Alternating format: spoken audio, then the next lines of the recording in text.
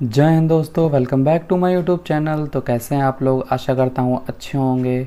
तो लेके आ गया हूँ आपके लिए एक नई शानदार सिविल कोड की वैकेंसी, जो कि हमारी एक ऑफलाइन वैकेंसी रहने वाली है।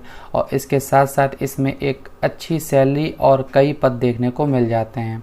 तो चलिए शुरू करते हैं वीडियो को। लेकिन उससे पहले अगर आपने अभी तक चैनल सब्सक्राइब नहीं किया है तो चैनल सब्सक्राइब कर लीजिए, वीडियो को लाइक कर दीजिएगा और बेल आइकन दबाना ना भूलिएगा, ताकि हम जो भी भविष्य में वीडियो लेके आएँ वो आप तक सबसे पहले पहुंच जाएं। और आपने अगर अभी तक चैनल पर विज़िट नहीं किया तो चैनल पर विज़िट करके कुछ और भी ऑफलाइन ऑनलाइन वैकेंसियाँ पड़ी हैं, जिसकी लास्ट डेट में अभी बहुत समय है। तो आप उस वैकेंसी को देख के उसमें भी अप्लाई कर सकते हैं और अपनी ज़िंदगी सुधार सकते हैं। चलिए शुरू करते हैं वीडियो को वैकेंसी की ऑफिशियल नोटिफिकेशन के साथ। तो बने रहिएगा वीडियो में हमारे साथ। तो ये वैकेंसी हमारी office of the district and session जज बरनाला की ओर से निकाली गई है, जिसमें टोटल हमें 32 पदों पे वैकेंसियाँ देखने को मिलती हैं, जिसमें से 25 पोस्ट हमारी क्लर्क की रहने वाली हैं और 7 पोस्ट हमारी स्टेनोग्राफर ग्रेड 3 की रहने वाली हैं। ये वैकेंसी हमारी एडहॉक बेसिस पे निकली है और सबसे ज़रूरी लाइन हमारी ये वाली होने वाली है कि on ad hoc basis against vacant post initially for a period of 6 months और till the regular appointment are made by the honourable Punjab and Haryana high court Chandigarh. इस लाइन का सीधा मतलब ये है, या तो ये वैकेंसी 6 महीने के लिए रहेंगी, नहीं तो जब तक इन वैकेंसियों पे कोई रेगुलर अपॉइंटमेंट नहीं हो जाती तब तक आप इस वैकेंसी पे काम करते रहेंगे। हो सकता है या आप 6 महीने रहे या आपकी ये वैकेंसी 4-5 साल या इससे ज़्यादा भी आप इस पे काम कर सकते हैं, क्योंकि मोस्टली ऐसा होता है कि अब वैकेंसियाँ आउटसोर्सिंग पे ही निकलती हैं, रेगुलर अपॉइंटमेंट बहुत ही कम ही होते हैं। और इसमें अगर देखते हैं पदों की संख्या तो हम बता चुके हैं 32 रहने वाली है, जिसमें क्लर्क की 25 और स्टेनोग्राफर की 7 पोस्टें होने वाली हैं। क्लर्क में आप देख सकते हैं 25 में से 6 जनरल की हैं, जनरल वुमेन, जनरल ईडब्ल्यूएस, बाकी सारा दे रखा हो किसमें कितनी वैकेंसी हैं आप देख सकते हैं। स्टेनोग्राफर में भी देख सकते हैं 7 में से जनरल की 2, बाकी अदर जो हैं वो भी आप देख सकते हैं।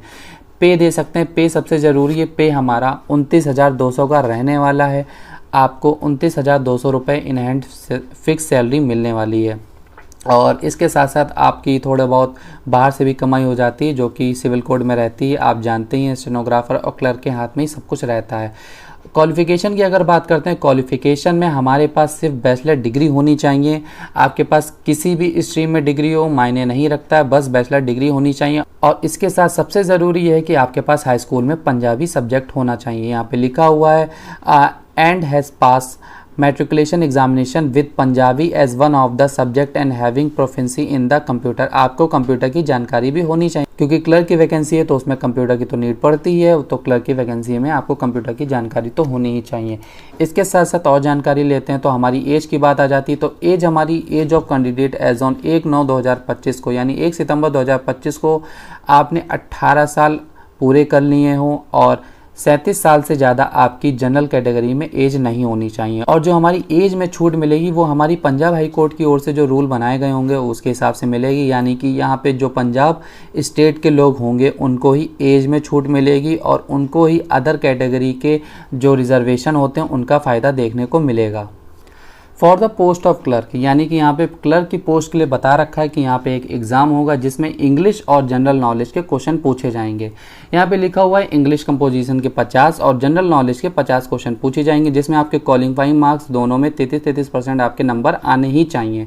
For the post of stenographer grade 3 स्टेनोटाइपिंग, यानी स्टेनोग्राफर में भी टाइपिंग मांगी गई, जो कि मांगी ही जाती है। 80 वर्ड पर मिनट होनी चाहिए आपकी इंग्लिश शॉर्ट हैंड की और 20 वर्ड पर मिनट आपके कंप्यूटर पे टाइपिंग होनी चाहिए। इसके साथ साथ यहाँ पे लिखा हुआ है out of candidate who qualify the written examination the number of candidate are as decided by this office may be called for computer proficiency test. यानी जो क्लर्क की पोस्ट के लिए एग्जाम होगा उसमें जो बच्चे पास होंगे उसमें से कुछ बच्चे कंप्यूटर टेस्ट, यानी हो सकता है टाइपिंग टेस्ट के लिए भी बुलाए जाएं। टाइपिंग टेस्ट होगा तो उसके लिए आपको क्लर्क की पोस्ट के लिए जो एग्ज़ाम होगा वो देना पड़ेगा और उसमें जो बच्चे पास होंगे उनको बुलाया जाएगा। Venue and schedule test will be notified later on this website of this office, यानी ये जो वेबसाइट है यहाँ पे आप स्क्रीन पे लिखी हुई देख सकते हैं। इस वेबसाइट पे आपको जो टेस्ट का शेड्यूल और वेन्यू होगा वो आपको पता चल जाएगा। यहाँ पे लिखा हुआ no separate letter will be issue for the same as such the candidate are advised to check the website in routine for further information, यानी कोई अदर लेटर आपको नहीं भेजा जाएगा। वेन्यू एंड शेड्यूल टेस्ट के लिए आपको ऑफिशियल वेबसाइट पे ही निर्भर रहना पड़ेगा, आपको बार बार चेक करना पड़ेगा और हम भी इसके बारे में जानकारी आपको दे देंगे जब इसकी वेन्यू और शेड्यूल टेस्ट आएंगे।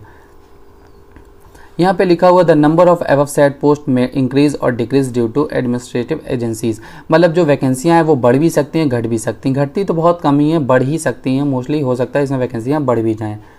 यहाँ पे एक पॉइंट दिया हुआ है जिसमें लिखा हुआ है कि इस वैकेंसी में उन बंदों को प्रेफरेंस दी जाएगी जिनके पास एक्सपीरियंस होगा। जिन कैंडिडेट के पास पहले क्लर्क का या फिर स्टेनोग्राफी का एक्सपीरियंस होगा, उनके पास सर्टिफिकेट होना चाहिए एक्सपीरियंस का, उनको यहाँ पे वैकेंसी में प्रेफरेंस दी जाएगी। यहाँ पे दिया हुआ है आप इसमें दोनों वैकेंसी के लिए भी अप्लाई कर सकते हैं, लेकिन दोनों वैकेंसी के लिए आपको अलग अलग अप्लाई करना पड़ेगा।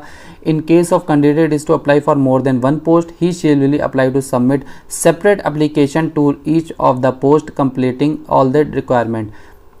आप दोनों के लिए अप्लाई कर सकते हैं, लेकिन आपको दोनों के लिए अलग अलग अप्लाई करना पड़ेगा, दोनों के लिए अलग अलग फॉर्म भरना पड़ेगा, दोनों के लिए अलग अलग आपको पोस्ट स्पीड पोस्ट या जो भी आप बाई हैंड देना चाहते हैं वैसे आप वहाँ तक पहुँचा सकते हैं। यहाँ पे दिया हो a written test, English composition and general knowledge and computer proficiency test will be conducted for the post of clerk, यानी क्लर्क के लिए जो रिटन टेस्ट होगा और जो आपका कंप्यूटर टाइपिंग टेस्ट होगा वो होगा, और ये shorthand and computer proficiency test for the post of stenographer grade 3, यानी शॉर्ट हैंड के लिए आपका रिटन टेस्ट नहीं होगा, उसके लिए सिर्फ आपको एक कंप्यूटर प्रोफिशिएंसी टेस्ट देना पड़ेगा, और जो शॉर्ट हैंड टाइपिंग का टेस्ट होगा आपको वो देना पड़ेगा। यानी शॉर्ट हैंड टाइपिंग में आपका रिटन एग्जाम नहीं होना चाहिए, जैसा कि इस नोटिफिकेशन में आपको जानकारी दिख रही होगी। इस वैकेंसी का ऑफलाइन फॉर्म इसी नोटिफिकेशन के साथ दिया हुआ है, आप देख सकते हैं। ये हमारा पूरा ऑफलाइन फॉर्म है। यहाँ पे पूरा ऑफलाइन फॉर्म दिया होगा, आप इसको प्रिंट करा के निकाल लीजिएगा, उसके बाद आप इसको भरिएगा। भरने के बाद इसको एक इन्वेलप में रख के बाकी सारे ज़रूरी डॉक्यूमेंट जो आपके होंगे उन सबको रखने के बाद आपको इसको स्पीड पोस्ट कर देना, या तो आप स्वयं जाके भी इसमें इसको जमा कर सकते हैं। ऑफलाइन फॉर्म कैसे भरा जाए, यहाँ पे लिखा application for the post of, यहाँ पे आप डाल देंगे जिसके लिए आप अप्लाई कर रहे हैं। अगर आप क्लर्क के लिए अप्लाई कर रहे हैं तो यहाँ क्लर्क लिख देंगे, अगर आप स्टेनोग्राफर के लिए अप्लाई कर रहे हैं तो यहाँ पे स्टेनोग्राफर लिख देंगे। उसका नेम इन ब्लॉक लेटर, आपको बड़े अक्षरों में आपको अपना नाम लिखना होगा। फादर एंड हस्बैंड नाम, अगर आपके पिताजी हैं तो आप उनका नाम लिख सकते हैं। अगर आप महिला हैं, आपकी शादी हो गई, तो आप अपने हस्बैंड का नाम भी यहाँ पे लिख सकते हैं। यहाँ पे आप अपना एक फ़ोटो लगा देंगे, डेट ऑफ बर्थ यहाँ पे लिख देंगे, और अटैच प्रूफ, यानी डेट ऑफ बर्थ का आपका प्रूफ भी देना पड़ेगा, तो उसमें आपकी हाई स्कूल की जो मार्कशीट होगी वो चल जाएगी।